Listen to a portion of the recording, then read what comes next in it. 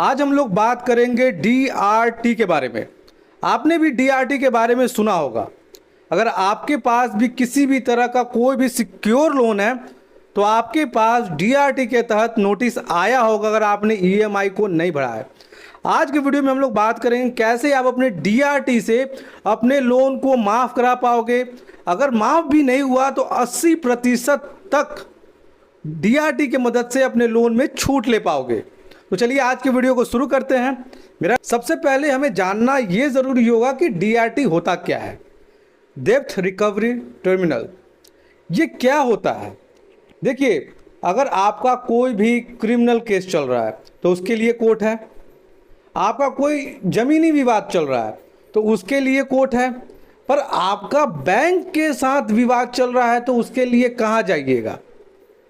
इसके लिए डीआरटी का गठन किया गया, जहां पर अगर आपका कोई मामला बैंक के साथ फंसा हुआ है, खास तौर पे सरफेसी एक्ट में।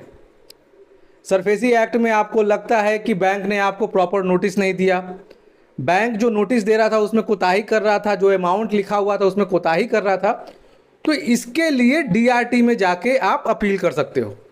और डीआरटी से आपको कुछ समय भी दिया जाता था उस लोन को चुकाने के लिए, और साथ ही उसमें से कुछ अमाउंट को 20% तक के अमाउंट को छोड़ दिया जाता था। पर सवाल ये उठता है कि वो 20% का अमाउंट कौन सा होता है? क्या वो 20% का अमाउंट पूरे होल अमाउंट में होता है? बिल्कुल नहीं। वो 20% का अमाउंट होता है आपका जो इंटरेस्ट लगा हुआ है उसमें से, जो एक्स्ट्रा चार्जेस लगे हुए हैं, जो पेनल्टीज लगे हुए हैं, उसमें से कुछ रियायत मिलता है। और वो रियायत का अमाउंट मात्र 20% होता है। पर मेरे कई सब्सक्राइबर हैं, मेरे कई व्यूवर्स हैं जो मुझसे अक्सर पूछ रहे हैं, क्या सर डीआरटी में जाके लोन को माफ़ कराया जा सकता है? तो डीआरटी के थ्रू आप अपने लोन को सेटल करा सकते हैं।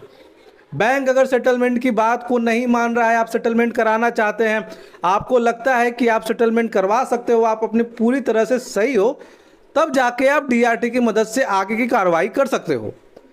पर डीआरटी में कहीं से भी लोन माफ़ नहीं होता है। देखिए, डीआरटी का एक्चुअल काम शुरू कब होता है? जब आपने किसी भी बैंक, एनबीएफसी कंपनी से लोन लिया। आपका जो घर है, मकान है, प्रॉपर्टी है, दुकान है, शोरूम है, ऐसा कोई भी प्रॉपर्टी है जिसके अगेंस्ट में आपने लोन लिया है, या उस प्रॉपर्टी को मॉर्गेज रख के आपने लोन लिया है। जब आप पैसे नहीं दे पाते हो, आपका लोन एनपीए जाता है, एनपीए के बाद 13(2) का नोटिस आता है। 13(2) के नोटिस में बैंक ने थोड़ा सा बदमाशी कर दिया। जिस समय पे आपको देना चाहिए था उस समय पे वो आपको नहीं दे रहा है। अगर आपको बताना चाहिए वो नहीं बता रहा है। जब डेट ख़त्म हो जा रहा है उस समय आपको दे रहा है, फिर तुरंत के बाद आपको 13(4) का नोटिस दे रहा है। तो ऐसी शिकायत के लिए डीआरटी है। अगर 13(4) का नोटिस आपको आ गया है, आपका मकान, दुकान, घर, शोरूम कुछ बिकने वाला है, तो आप उसके लिए कुछ समय चाहते हैं, उसमें समझौता करना चाहते हैं, उसमें थोड़ी सी मरम्मत चाहते हैं, तब जाके डीआरटी एक्चुअली में काम करता है। डीआरटी का काम है सेटलमेंट कराना, डीआरटी का काम है आपके अधिकारों को बताना, डीआरटी का काम है आपके लोन के जो एक्स्ट्रा चार्जेस है उसमें थोड़ी सी छूट देना। वो छूट का भी अमाउंट कितना है? मात्र 20%। पर ये सारे चीज़ इम्प्लीमेंट तब होते हैं जब आपका मामला 20 लाख से ज़्यादा का है। अगर आपका मामला 20 लाख से ज़्यादा का है तभी जाके आप डीआरटी में अप्लाई कर सकते हो।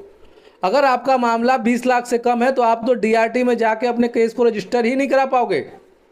उसके बाद अगर आपको धोखाधड़ी होता है, अगर आपका मामला 20 लाख से कम है, तो कंज्यूमर फोरम है, ऐसे बहुत सारी संस्था है, पर आपके लिए वो डीआरटी नहीं है। तो ऐसे जितने भी लोग हैं जो डीआरटी के बारे में ज्ञान देते हैं, जो डीआरटी के बारे में बताते हैं कि भगवान के रूप में डीआरटी आया है, तो पूरी तरह से ये सिर्फ बकवास कर रहा है। इनको कोई भी जानकारी नहीं है, वो बस अपने व्यूअर्स को बेवकूफ़ बना रहे हैं। इसी के लिए ये सारा चीज़ किया जाता है। सबसे पहले डीआरटी का आप मतलब समझे।